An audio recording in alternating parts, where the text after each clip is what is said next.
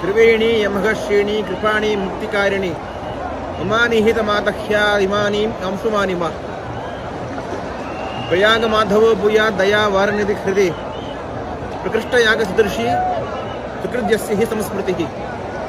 ನಾವೀಗ ಪ್ರಯಾಗ ತ್ರಿವೇಣಿ ಸಂಗಮ ಕ್ಷೇತ್ರದಲ್ಲಿದ್ದೇವೆ. ಬ್ರಹ್ಮದೇವರು ಪ್ರಕೃಷ್ಟವಾದ ಯಾಗವನ್ನು ಮಾಡಿರುವಂತಹ ಜಾಗ ಆಗಿರುವುದರಿಂದ ಇದಕ್ಕೆ ಪ್ರಯಾಗ ಕ್ಷೇತ್ರ ಅಂತ ಹೆಸರು. ಇದಕ್ಕೆ ಸಾಕ್ಷಾತ್ ಮಾಧವನೇ ಬಂದು ನೆಲೆಸಿರುವಂತಹ ಕ್ಷೇತ್ರ, ಮಧ್ವಗುರುಗಳು ಬಂದಂತಹ ಕ್ಷೇತ್ರ. ಭಾವಿಸಿಮೀರರಾದಂತಹ ವಾದ್ಯನಾಥ ಗುರು ಸಾರ್ವಭೌಮರಿಗೆ ಸಾಕ್ಷಾತ್ ವೇದವ್ಯಾಸ ದೇವರು ಪ್ರತ್ಯಕ್ಷರಾಗಿ ಲಕ್ಷಾಲಂಕಾರ ವ್ಯಾಖ್ಯಾನವನ್ನು ಬರೆಯಬೇಕು ಅಂತೇಳಿ ಆದೇಶ ಮಾಡಿರುವಂತಹ ಜಾಗ ಇದು. ಈ ಒಂದು ತ್ರಿವೇಣಿ ಸಂಗಮದಲ್ಲಿ ಸ್ನಾನವನ್ನು ಮಾಡಿದರೆ ಪಾಪಗಳ ಸಮೂಹವನ್ನು ಕತ್ತರಿಸ್ತಾಳೆ ಅನ್ನುವಂತಹ ಒಂದು ದೊಡ್ಡ ಐತಿಹ್ಯ ಇಲ್ಲಿದೆ.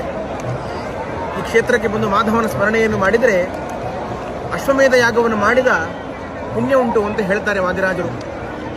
ಅಂತಹ ಈ ಒಂದು ಪ್ರಯಾಗ ಸಂಗಮ ಕ್ಷೇತ್ರದಲ್ಲಿ 144 ವರ್ಷಗಳಿಗೊಮ್ಮೆ ನಡೆಯುವಂತಹ ಮಹಾಕುಂಭಮೇಳ ನಡೀತಾ ಇದೆ. ಈ ಒಂದು ಮಹಾಕುಂಭಮೇಳದಲ್ಲಿ ನಾವು ಬಂದು ಇಲ್ಲಿ ಆಗಮಿಸಿ ತೀರ್ಥಸ್ನಾನವನ್ನು ಮಾಡಿದ್ದೇವೆ. ವಾದಿರಾಜರಿಗೆ ಅತ್ಯಂತ ಪ್ರಿಯವಾದಂತಹ ಪಂಚಮಿ ತಿಥಿಯಂದೇ ನಾವು ಇವತ್ತು ಇಲ್ಲಿ ಒಂದು ತೀರ್ಥಸ್ನಾನವನ್ನು ಮಾಡಿದ್ದೇವೆ.